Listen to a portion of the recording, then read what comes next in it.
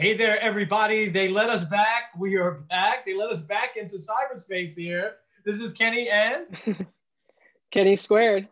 with the Sports on the Positive Tip podcast. I'm glad they let us back in here. Kenny, how you doing?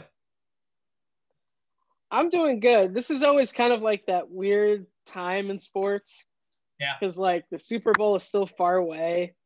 But I mean, we have some good stuff to talk about. But we do. luckily, we haven't hit so much snow. So Yeah, we do. I there was really nothing on after I got home later this morning, and I totally forgot that the Knicks won. I'm just like flipping back and forth, and then we were watching the Masked Dancer, and totally forgot that the Knicks won, and they lost to the Clippers. Clippers are a good team, but the yeah, Knicks are. I'm happy with where the Knicks are at. We could get to them in a second. So why don't we go around actually for some current events, and then we'll talk a little Hall of Fame. We'll talk a little bit of Jets coach, and then we'll end with our Super Bowl picks. So you sent me something. We'll start with baseball because it was quite a week. The Cardinals make a big trade. Some players are starting to move a little bit. Toronto's probably spending money that they don't have, but that's on them. But you sent me something about what they're proposing for the season. Why don't you talk a little bit about that and tell me what you're thinking? yeah. So right now, baseball, I believe they sent out their proposal Friday. They're proposing to delay the start of the season about a month, which would, I believe, the exact start date would be April 28th. But they would still look to have 154 games, but the players get paid for 162. And some of the things that they would kind of add in as well, as part of like this would only be for this year, is universal DH, which I'm surprised they didn't just make that a rule in general, but Yeah, also a 14 team playoff, which would be exactly what the NFL is doing. However, the players aren't really on board for it. The purpose that baseball is doing this is so that it gives um, another month for players potentially to get the COVID-19 vaccine, as well as fans, as for a lot of states, like that's going to start to be the regulation. So in order to have fans in the stands, they would either have to like test negative or get the vaccine. So um, they haven't officially done it yet, but they expect the union to strike it down and to keep the season as is. To me, I don't really see much of a difference. I think, first of all, baseball did a great job. They were the first like league to go fully through a season with the pandemic, and they survived pretty well. They got through their entire playoffs with zero issues. It was good. yeah, Um, I do. I also don't really see much of a difference between playing 154 games versus 162. Um, it just gives like the owners incentive to shave off a couple games, like when they go for renegotiations, which their collective bargaining agreement expires this December. Um, all this really tells me is that number one, it looks like the union and baseball, they should have had this done like months ago. So it yeah. just shows that they aren't really talking, which kind of scares me when negotiations are on the horizon. But also, it does look like they continue to keep the players' health in mind, which is always good. Yeah. Well, so let me ask, because I'm confused. Why would the players not go for that? It doesn't sound like anything crazy. And the second question is, isn't there a hurdle to come over in Arizona? Having Arizona has said that they want to pause on what is that, the Cactus League spring training. So first question would be, what would the players have? What I mean, why would they even have a problem with that? I don't understand. I don't really know either because it's not like they're losing money. I Yeah, think one of the things I read was the biggest like hesitation is like especially starting pitchers who are around this time of year starting to like build themselves up to pitch in like a regular like full 7 inning workload. Well, probably more like 6 innings, but I think kind of putting a delay on that could mess up their arms. It could kind of throw them all out of whack. And we know starting pitchers love the routine. So Right. But I don't understand it either, especially if there's a lot of if there's like a lot of hesitation like nationwide. Those numbers could go very, very far down in just a month, especially because of like the way that it looked last year. The numbers started to go down as it got warmer. So if that happens again, then give it like another month. That could mean a lot more overall revenue, which would help the league in the long term. So like, because free agency this year wasn't bad. Like you said, a lot of the guys signed, but like there's a reason why Trevor Bauer hasn't been signed yet, and also Marcelo Ozuna. Um, Honestly, Yeah. they might be asking for too much, but even like the guys that got signed this year, like nothing compared to the last couple of years. Like Manny Machado got $300 million. DJ LeMahieu's probably about the same level, and he got like less than a third of that. Well, yeah, you see a team like the Phillies being very prudent, right? They did bring back Real Muto, but seemed like it was, a pretty team friendly and user friendly, player friendly deal. Same with Didi, bringing back Didi Gregorius, and that also seemed, 2 years, 28 million. So there are some teams it seems like that, that held close to there. I can't imagine. We'll have to really look that up and keep an eye on it because I can't imagine. I think what you brought up with the pitchers, that's probably dead on. But other than that, why wouldn't they want that universal DH? Because it's going to, add jobs. Obviously, that's a spot for somebody that might not have made the teams. And plus 154, 162. I mean, now the 14-team playoff, I have such mixed feelings on that, but I have to say I enjoyed last year. Maybe that was because we were so starving to see some baseball. But I have to say all of those games were very tense, very intense, and some of those series were unbelievable with the Braves and their pitching. How they shut out Cincinnati, then Florida, upsetting the. I mean, so there was some stuff there, but it's just, and I don't know if I'm wrong for this, right? It's just that long regular season, it's so sacred, to get in there. And I loved when they added the wild card, the first wild card, right? And they went from just having the two teams, the two divisions, and then they stretched it out. They added the wild card, and I thought that was a perfect format. And then they added that one extra game. So I don't know. I could probably sit here, on January 31st and say, come on, keep to the tradition, But we get down to like September, and maybe my team sneaks in, and I'm sure a lot of cities, and it was exciting with a lot of teams that were vying for it. And if you get fans back in the park, you figure July, August timeframe, that'll be pretty exciting. So I don't know. We'll see. Yeah. We'll see.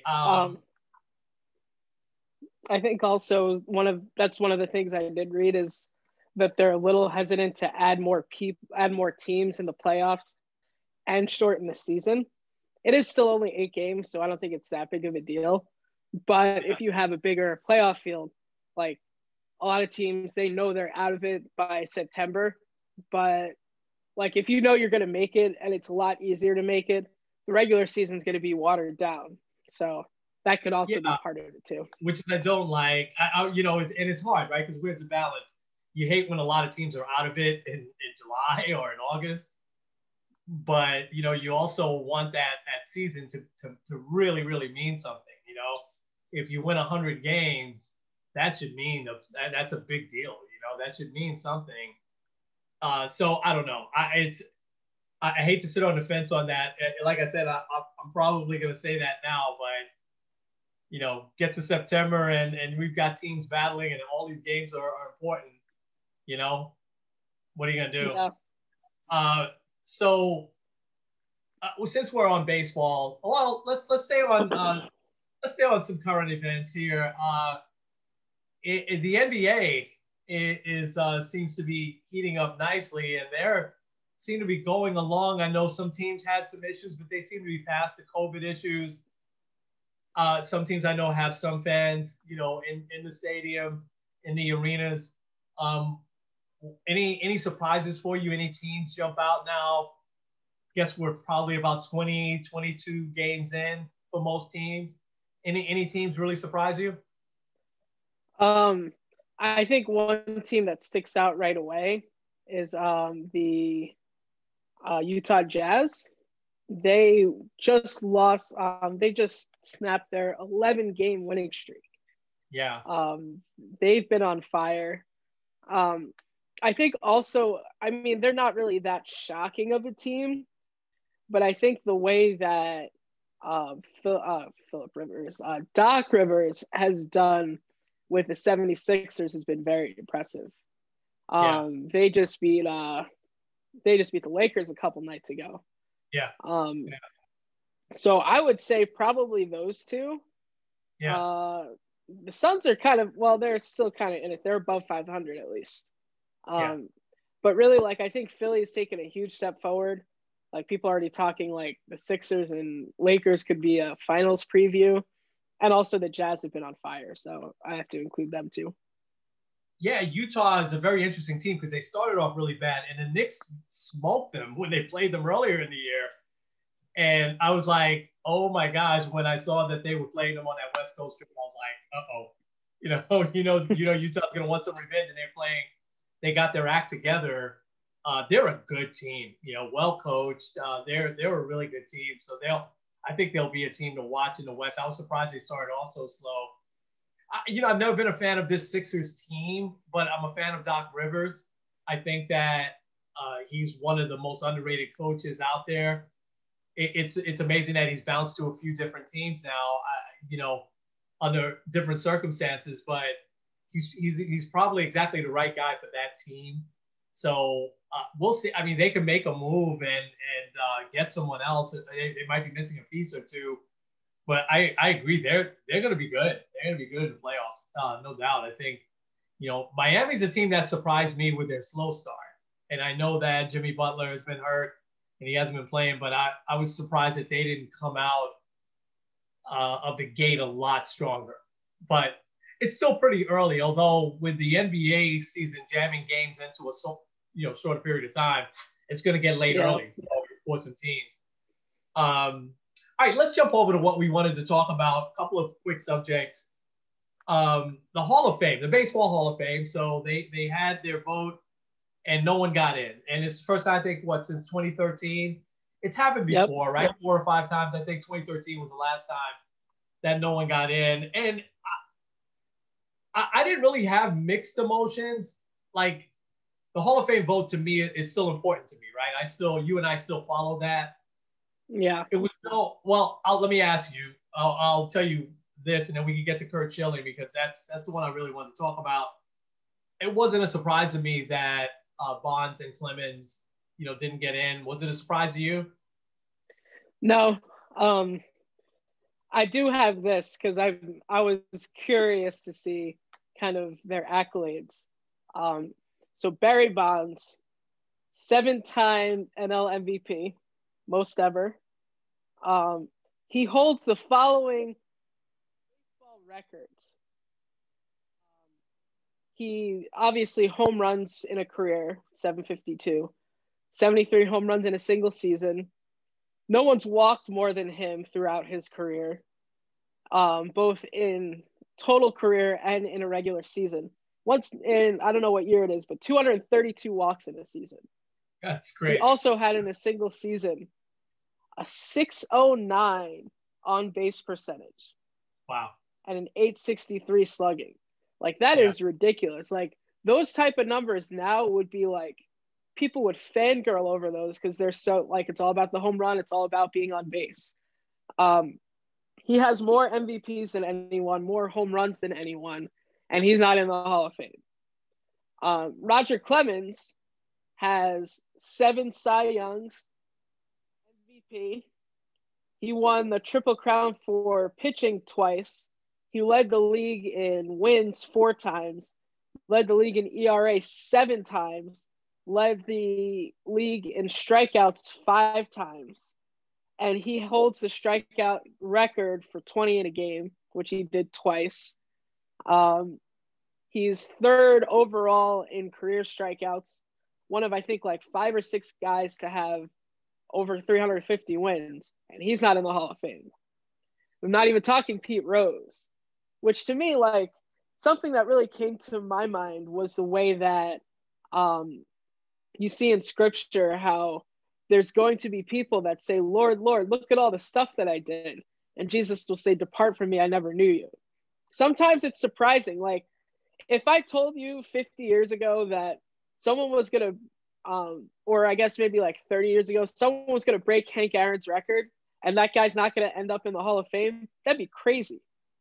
But I think sometimes it surprises you who gets into the Hall of Fame and who doesn't, because like the numbers may not tell the whole story.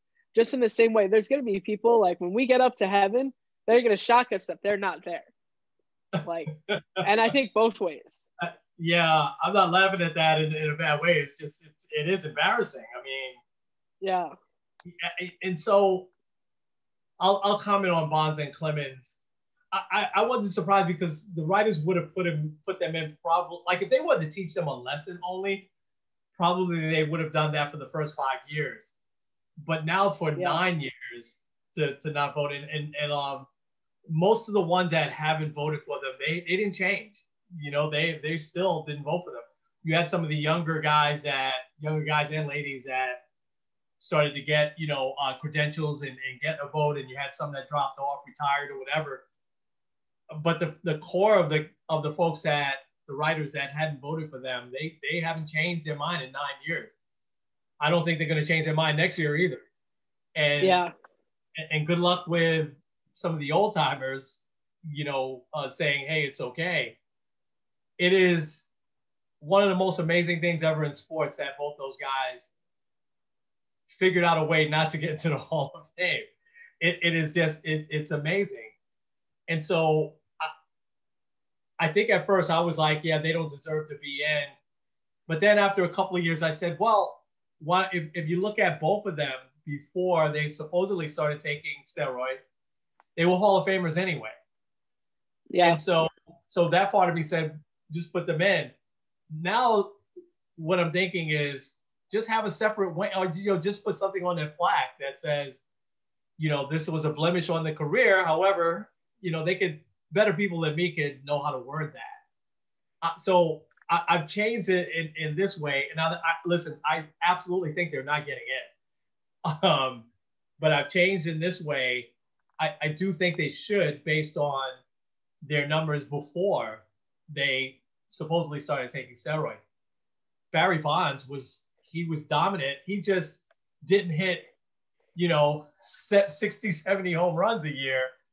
Other than that, everything that he did. He's the only guy in my lifetime I ever saw get walked with the bases already loaded, and they intentionally walked him to walk and run. Buck Showalter did that again. I don't know if that happened with Babe Ruth or Willie Mays or any of the other greats. He's the only one that I know of that, that game was, I remember on ESPN, and I'm like, they're walking him with the bases loaded intentionally. It's amazing.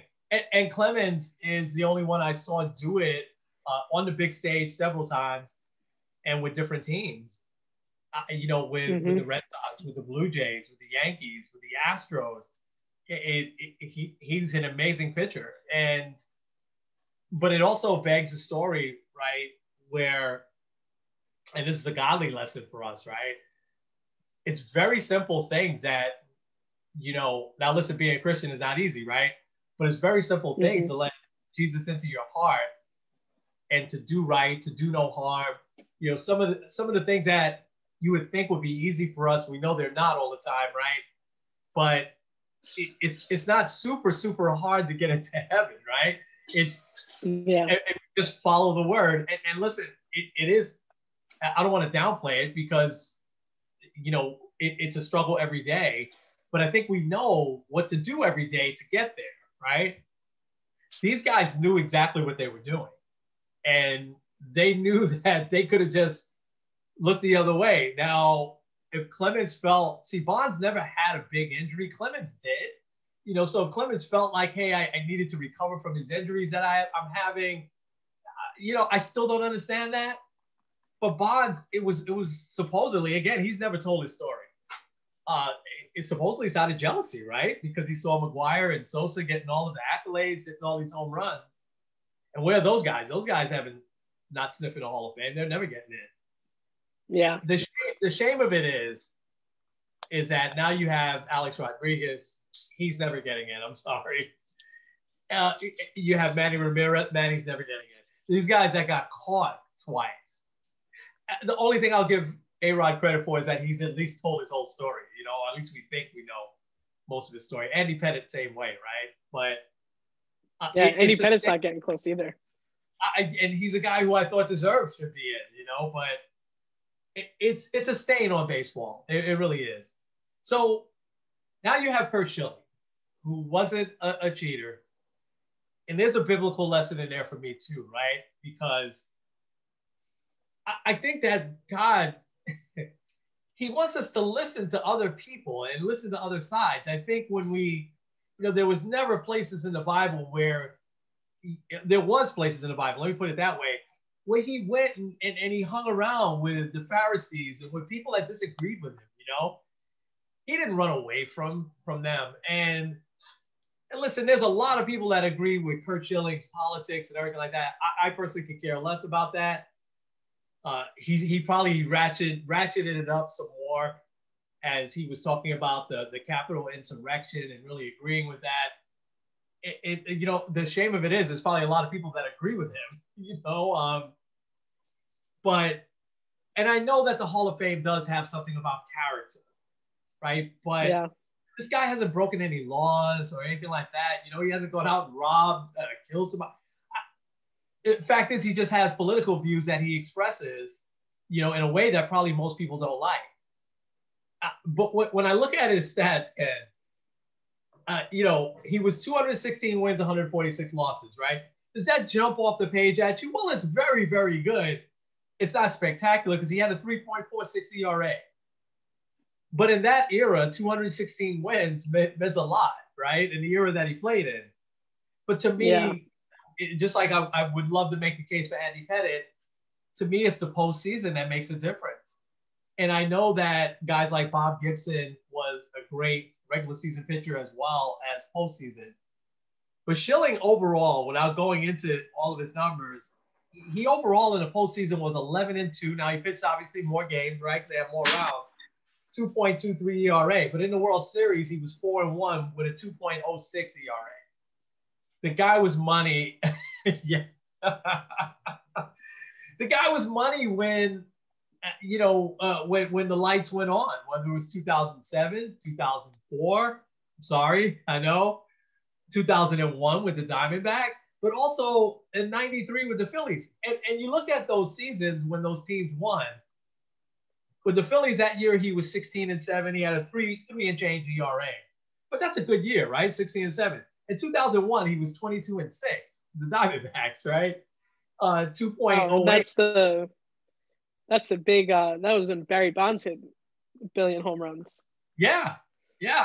In 2002, he was 23-7 for the Diamondbacks, 3.23 ERA. They made the playoffs that year. In 2004, obviously, that's not a year that's great on your radar, in your memory, but he was 21-6 with a 3.26 ERA. So when it counted, when he got on a good team, he lifted them. You know, it's clear to me that he should be in the Hall of Fame. I said my piece. What are your thoughts on Curt Schilling? Yeah, like, I agree with you there. Like, personally, I would have voted for Bonds and Clemens now, probably not the first couple of years, but kind of like what you said. I'd vote for them because I think before the steroids, they were still really good guys. Like, I think they were Hall of Fame caliber before the steroids. I wouldn't make the same case for Mark McGwire. That's another story. Curt Schilling, to me, I think the only reason why he's not in the Hall of Fame is because people don't necessarily like him as a person. Oh, they really don't like him. Yeah. And I have a problem with that because, like, there's other guys, like, people tell stories of Ty Cobb and how horrible he was. Like, there are guys that aren't really, like, of the best of people. But, like, Curt Schilling didn't do anything wrong. He didn't break any laws. And in reality, like, we do live in America. You could believe whatever you want so long as you're not hurting anyone. He's not necessarily, like, hurting people with his political beliefs. So, like, I do have an issue with people that are like, well, he shouldn't get him because of that. Like, as much as I can't stand him because he always beat the Yankees, he was still a very good pitcher. I also didn't like him as a broadcaster, but that has nothing to do with like his actual like baseball talent. The bloody sock thing, like that was like a legendary story in like the mid 2000s. And even him, what was it on? Like, didn't he come back the next day in 2001 to win that game, game Yeah. 7? Game like, 7, yeah. So I think just in general, he's a big time pitcher. I think he like you would consider him one of the top 5 pitchers of his era. Maybe not top 5, but definitely top 10. Like I think he deserves to be in the Hall of Fame. And to me, setting a standard of if you believe like what you do off the field matters that much, I think it's a little shaky. And there's probably some guys that you'd have to kick out. Something else I want to point out, a lot of the speculation around Pudge Rodriguez kind of got swept under the rug. Remember, he was part of like that whole steroid thing, but I mean, he's in the Hall of Fame.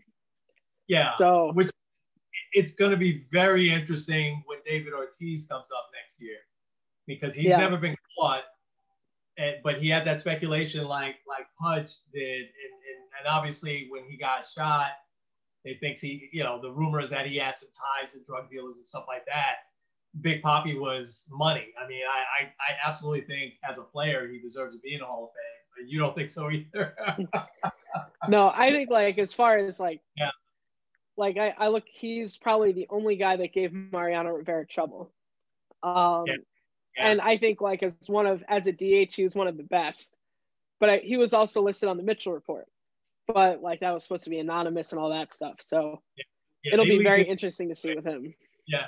His name was one of those because apparently he failed, not with just one time, apparently, according to the report. He failed a few tests. Let me close out Schilling real quick. It's not like he just started flapping his gums. Schilling had a big mouth when he was a player. He had a big mouth when he was an announcer. And in now retirement, whatever he's doing, he's got a big mouth. So what? I mean, we can't get to the point where because someone is saying something we disagree with, that we just we totally just turn our backs on them. That's not a God thing. That's not what God would want. I'm probably not going to ever change Curt Schilling's mind on some things. If he thought that insurrection was a good thing, I probably could sit there all day long and say, hey, it wasn't. There were 5 people that were killed, whatever. But that doesn't mean that I still don't think that he deserves to be in the Hall of Fame. I think he does. Agreed. Yeah. All right. Before we close out the Hall of Fame, and we'll end with a positive note with the Jets coach, Jeff Kent, Scott Rowland. Jeff Kent's finally moving up a little bit. Scott Rowland, I think he's a Hall of Famer. I know you were very shaky on him, but he moved up quite a bit. Those 2 guys, what do you think? I don't know. I feel like they might be part of the Hall of Really Good, but it's really hard to say. Honestly, I wouldn't be surprised next year if no one gets in again. Although maybe with like the ruffles made with Curt Schilling, maybe they put him in, because I had told you that he asked for his name to be off, but the Hall of Fame people said, no, you can't do that. So it'll be interesting to see where he ends up. But I also wouldn't be that surprised if once again, we have nobody, but it worked out this year because the ceremony they're going to honor Derek Jeter and Larry Walker, who Ted Simmons. Yeah. Ted Simmons is also very good. I love that. I'm going to use that now because he was a very, very good player. He shouldn't be in the Hall of Fame, Ted Simmons, but he was very, very good for a long time. I think Scott Rowland is going to get in at some point. I think that's the fallout of some of these guys. And last thing on Schilling, if he sticks to his word and he doesn't have anything to do with the vote next year, they're not taking him off. Suppose he gets in, and if he sticks to his word, that means that he won't give a speech up there. Because I think that's what they're afraid of anyway. They're afraid of what he would say, when he gave his Hall of Fame speech. But he sticks to his word. He just won't accept it. He won't come, but they'll still have his plaque up there. Maybe that's best for all, but who knows? Yeah.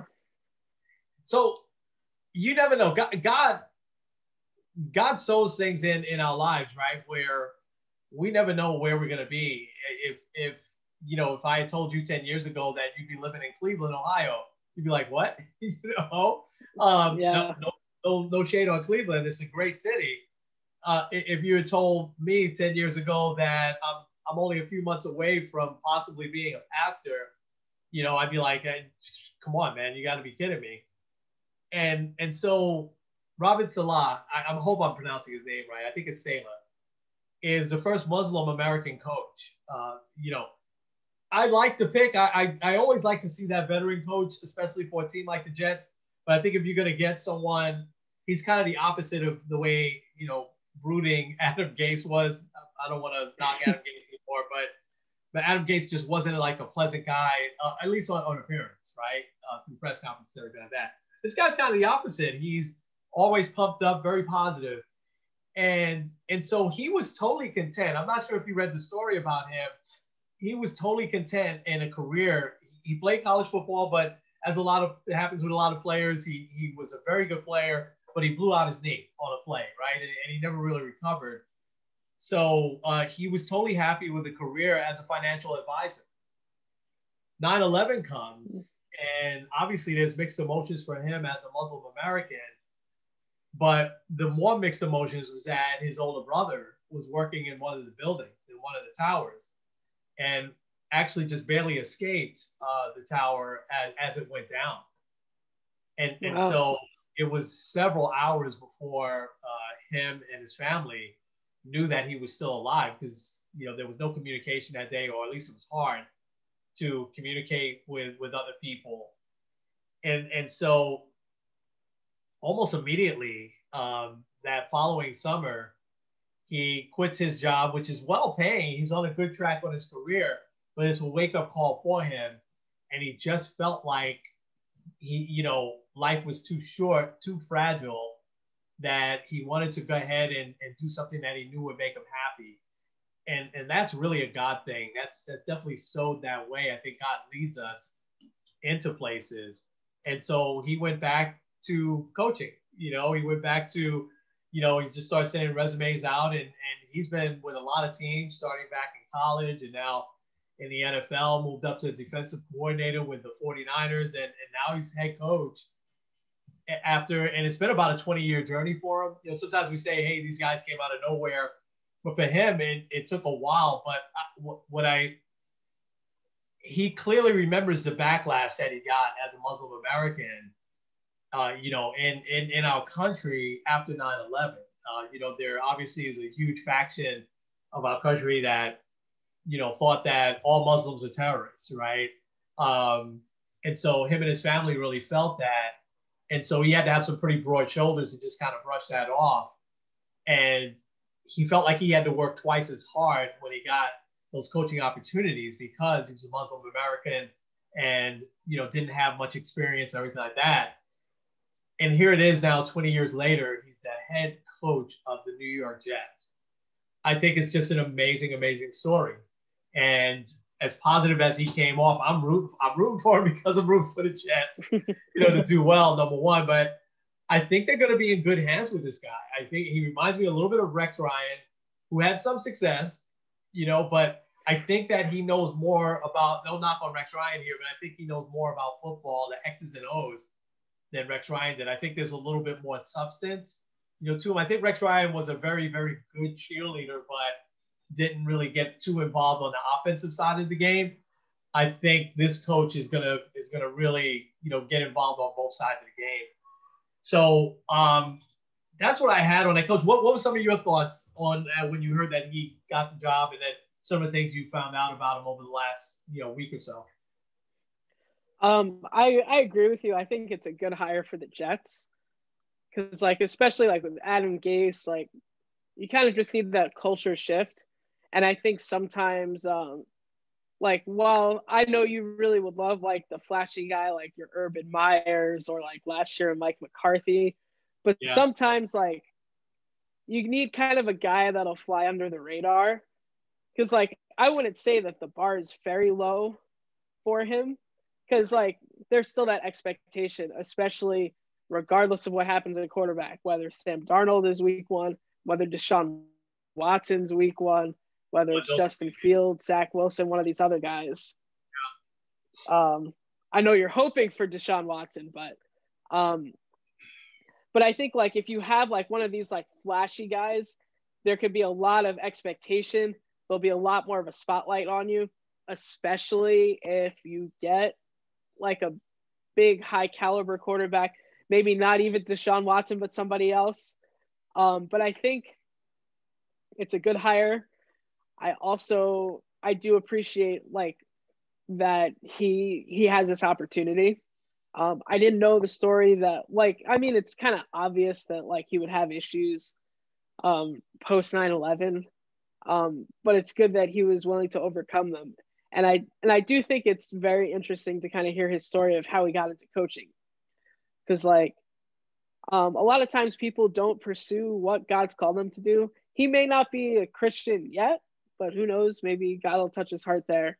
But like a lot of times, like there's a billion reasons not to do something, not to pursue what God has called you to do.